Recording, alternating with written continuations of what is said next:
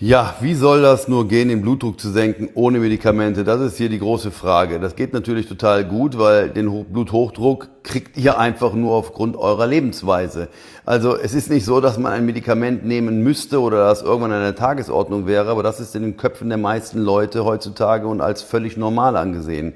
Bluthochdruck kriegt ihr nur, weil ihr eine Arteriosklerose habt, eure Arterien und Venen immer voller werden, dadurch, dass das Lumen, also quasi der Querschnitt, immer enger wird und natürlich dann der Druck im Gefäßsystem steigt.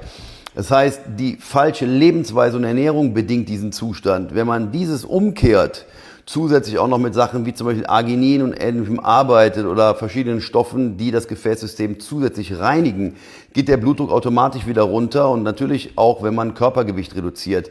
Sowas biete ich alles in der Einzelbetreuung an, gerne melden bei mir, per DM von mir aus oder per E-Mail und dann kriegen wir das hin.